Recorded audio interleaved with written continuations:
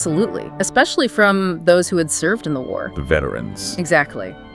Thousands of Chinese Americans fought bravely for the U.S. military during World War II, many in segregated units, facing discrimination even while serving. They came home having risked their lives for the country. Only to find they still weren't treated as equals? Right. They came back with this undeniable sacrifice, this moral authority, and they started demanding respect, demanding full equality. Their service provided a powerful new voice, pushing the community out of that forced silence of the Chinatown enclaves. So this era, the 40s through the 70s, really marks the community stepping out, becoming more visible, more active, culturally and politically. Definitely. You see the beginnings of more overt activism, and the sources highlight key figures who represent this shift. Anna May Wong is a fascinating example on the cultural front. The film star. Yeah, the first major Chinese-American film star, incredibly talented, beautiful, charismatic, but Hollywood constantly trapped her in these really narrow, harmful stereotypes. The dragon lady or the tragic lotus blossom. Exactly, the exotic temptress, the submissive victim, maybe the sinister villain, and she hated it. She actively fought against these roles, campaigned for more nuanced portrayal. And the most famous example of her struggle is The Good Earth, right? Oh, that's the classic, heartbreaking example. It's a major film about Chinese peasants based on a famous novel. She desperately wanted the lead role of Olan. It seemed perfect for her. But she didn't get it. No. The studio decided that the lead Chinese roles needed to be played by white actors in yellowface. Louise Rayner got the part of Olan, put on makeup, and won the Academy Award for it. While Anna May Wong, the actual Chinese-American star, was offered a secondary stereotypical role, which she refused. That just sends such a clear message, doesn't it? You could be famous, but you can't be the hero of your own story. Not really. Precisely. Her career really highlights that repealing a law didn't automatically erase deep-seated cultural prejudice and exoticization. She actually had to go to Europe sometimes just to find roles with more dignity. And then shifting from culture to, say, labor politics and broader civil rights, the sources bring up Larry Idling.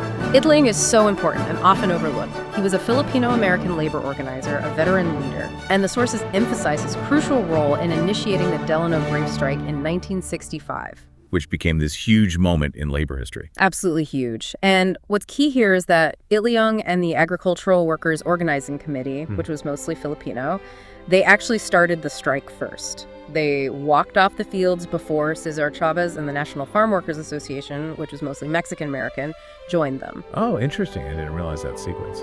Yeah, Idling's leadership was vital in pushing for that strike, and then, crucially, in convincing Chavez and his group to join forces, that unity created the powerful United Farm Workers. So that moment represents a big shift, too, moving beyond just defending one community. A massive shift. It shows Asian Americans, in this case Filipino Americans, working alongside others, moving out of just defending their own specific interests or enclaves, and actively building coalitions, joining broader movements for economic justice and civil rights for all working people.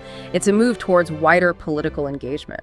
Okay, so as we move past the main civil rights era battles into the later 20th century, the picture changes again dramatically. Largely due to the Immigration and Nationality Act of 1965, right? That finally got rid of those racist national origin quotas. Exactly. That 1965 act fundamentally reshaped American demographics, including the Chinese American community.